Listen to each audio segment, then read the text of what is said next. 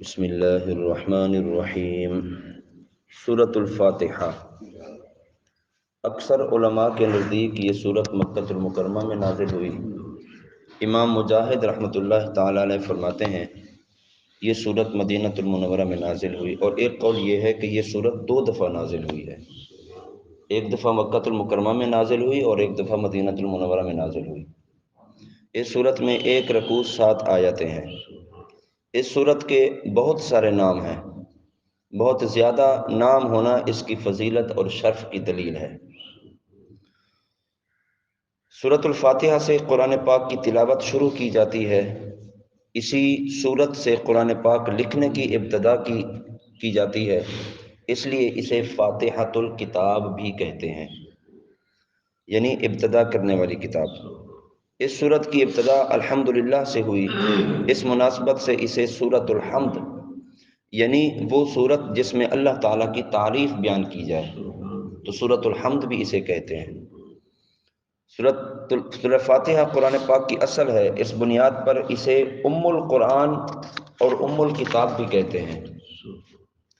یہ سورت نماز کی ہر رکعت میں پڑھی جاتی ہے، یا یہ سورت 2 مرتبہ نازل ہوئی، اس وجہ سے اسے السبع المثانی، یعنی بار بار پڑھی جانے والی یا 1 سے زائد مرتبہ نازل ہونے والی 7 آیتیں، اس لیے اسے سبع المثانی بھی کہا جاتا ہے۔ دین کے بنیادی امور کا جامع ہونے کی وجہ سے سورۃ فاتحہ کو سورۃ الکنز، سورۃ الوافیہ اور سورۃ الکافیہ بھی کہتے ہیں۔ یہ سورت شفا ہونے کا باعث ہے، اس وجہ سے اسے سورۃ الشفا اور سورۃ الشافیہ بھی کہتے ہیں۔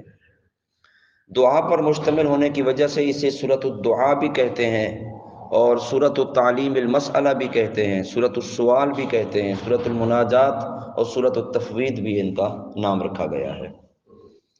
احادیث مبارکہ میں اس سورت کے بہت سارے فضائل بیان کیے گئے۔ حضرت ابو سعید بن معلہ رضی اللہ تعالیٰ عنہ فرماتے ہیں، میں نماز پڑھ رہا تھا تو مجھے نبی کریم صلی اللہ علیہ وسلم نے بلایا، لیکن میں نے جواب نہ دیا۔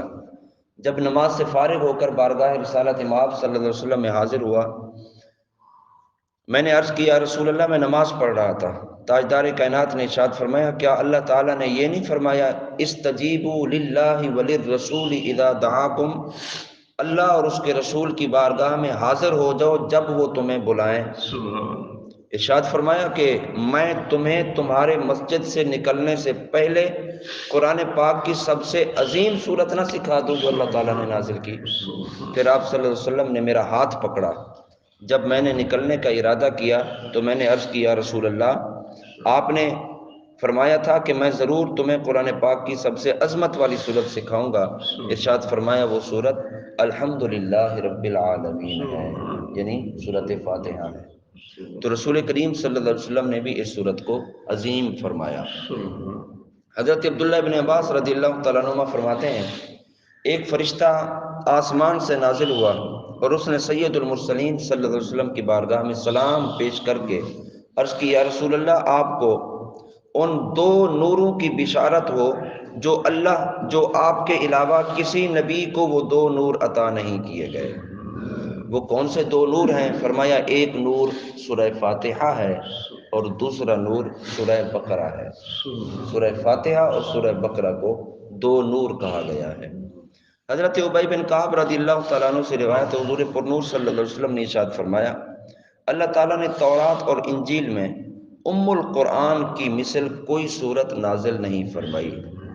سورۃ فاتحہ کی مثل نہ تورات میں اللہ نے نازل فرمائی ہے اور نہ ہی انجیل میں اللہ نے نازل فرمائی ہے۔ حضرت عبد الملک بن عمیر رضی اللہ تعالیٰ عنہ سے روایت ہے، نبی کریم صلی اللہ علیہ وسلم نے ارشاد فرمایا، سورہ فاتحہ ہر مرض کے لیے شفا ہے۔ سورہ فاتحہ ہر مرض کے لیے شفا، اس وجہ سے اس سورت کو سورہ شفا اور سورہ شافیہ بھی کہتے ہیں۔ اس سورت میں بہت سارے مضامین بیان کیے گئے۔ اس سورت میں اللہ تعالیٰ کی حمد و ثنا کا بیان ہے، اللہ تعالیٰ کے رب ہونے، اس کے رحمان اور رحیم ہونے کا بیان ہے، مخلوق کے مرنے کے بعد دوبارہ زندہ کیے جانے اور قیامت کے دن ان کے اعمال کی جزا ملنے کا ذکر ہے۔ صرف اللہ تعالیٰ کی عبادت کا مستحق ہونے اور اس کے حقیقی مددگار ہونے کا تذکرہ اس صورت میں ہے۔ دعا کے آداب کا بیان ہے اور اللہ تعالیٰ سے دین حق اور صراط مستقیم کی طرف ہدایت ملنے، نیک لوگوں کے حال سے موافقت اور گمراہوں سے اجتناب کی دعا مانگنے کی تعلیم دی گئی ہے۔ اور بھی بہت سارے مضامین اس صورت کے اندر موجود ہیں۔ امیر المومنین حضرت علی المرتضیٰ رضی اللہ تعالیٰ عنہ آپ فرماتے ہیں کہ اگر میں چاہوں تو سورہ فاتحہ کی تفسیر سے 70 اونٹ بھروا دوں۔ اگر میں سورۃ فاتحہ کی تفسیر لکھنا شروع کروں تو اس کے جو اوراق بنیں گے، جو اس کی کتابیں اور جلدیں بنیں گی، 70 اونٹ ان جلدوں کو اٹھائیں، یعنی اتنا کچھ خزانہ اللہ تعالیٰ نے سورۃ فاتحہ کے اندر رکھا ہے، اتنی معلومات، اتنے احکام، اتنا علم اللہ نے سورۃ فاتحہ کے اندر لکھا ہے کہ اگر میں چاہوں تو اس کی تفسیر سے 70 اونٹ بھروا دوں۔ تو آپ اندازہ کریں کہ اللہ رب العالمین نے یہ ایک صورت مبارکہ کی جس کی 7 آیتیں ہیں، اس ایک صورت میں کتنے خزانے اللہ تعالیٰ نے رکھے ہیں کہ جو حضرت علی المرتضیٰ رضی اللہ تعالیٰ عنہ آپ کے علم میں ہے، آپ چاہیں تو اس کی تفسیر اتنی لمبی لکھ سکتے ہیں۔ سبحان اللہ۔ نماز میں سورۃ فاتحہ پڑھنا واجب ہے۔ امام اور تنہا نماز پڑھنے والا اپنی زبان سے سورۃ فاتحہ پڑھے گا، یعنی امام صاحب سورۃ فاتحہ پڑھتے ہیں اور مقتدی فاتحہ نہیں پڑھتے، اور اگر کوئی اکیلے نماز پڑھ رہا ہے تو پھر وہ سورۃ فاتحہ پڑھے گا۔ تو نماز پڑھنے والے پر سورۃ فاتحہ پڑھنا واجب ہے۔ اگر نماز میں سورۃ فاتحہ چھوٹ جاتی ہے تو اسے سجدہ سہو کرنا لازم ہے، آخر میں سجدہ سہو کر کے وہ اپنی نماز کو مکمل کرے گا۔